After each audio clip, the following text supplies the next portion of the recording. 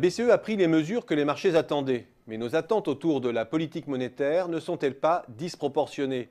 La BCE peut-elle à elle seule contrecarrer l'impact délétère de la rigueur budgétaire et salariale en Europe? N'y a-t-il pas au fond une forme de méthode Coué dans cette attente?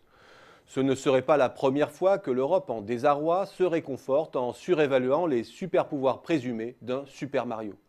Car attendre tout des banques centrales, c'est croire au fond que l'on peut guérir le mal par le mal. Car quelle était la racine de la crise de 2008? Une hyperliquidité dans un monde qui comprime le revenu des classes moyennes, favorise la rentabilité du capital et la dépense à crédit.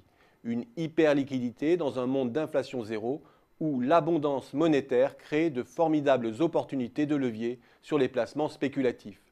Cette désinflation dans le monde des biens, combinée à l'inflation sur les marchés de capitaux, a créé un cocktail explosif. Étonnant alors de croire que ce qui sauvera le monde est précisément ce qui a entraîné sa perte en 2007. Or, c'est précisément le credo auquel se raccroche aujourd'hui l'Europe.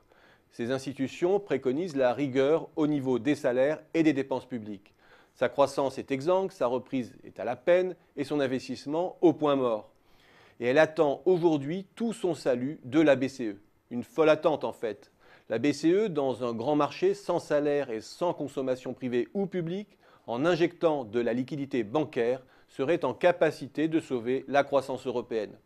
Ne nous leurrons pas, c'est une illusion, non que l'inflexion politique de la BCE ne soit pas positive. Sa nouvelle posture peut très légèrement faire glisser la valeur de l'euro, sans aucune certitude néanmoins, car les marchés aiment les paradoxes.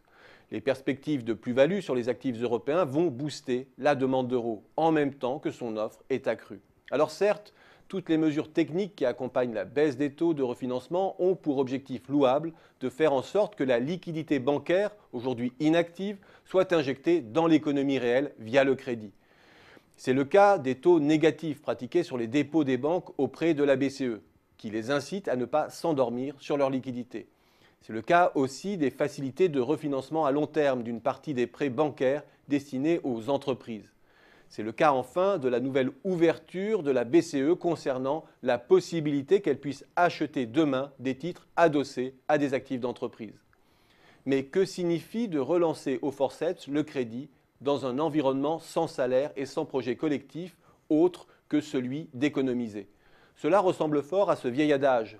On peut conduire le cheval à l'abreuvoir, mais non le forcer à boire. La BCE remplit bien l'abreuvoir. Avec ces nouvelles mesures, elle vient d'armer les banquiers d'une louche pour porter la liquidité à la bouche des entreprises. Mais ces entreprises restent sans perspective de croissance et sans projet de développement. Or, les faits sont têtus. Pour la croissance, il faut des salaires, de l'emploi et des dépenses. La BCE ne peut pas tout. Elle peut atténuer les choses, mais elle ne peut pas inverser le cours des choses. Et dans une Europe sans dynamique réelle, la liquidité trouvera, comme elle l'a fait avant crise, le chemin des actifs. En conclusion, ce n'est pas Draghi qui peut réinventer la martingale fordiste de la croissance, mais bien les États et les entreprises à travers notamment leur politique salariale. Un point de croissance supplémentaire des salaires allemands aurait bien plus d'effet sur la croissance et l'inflation européenne que tout l'attirail technique d'un Draghi, même bienveillant.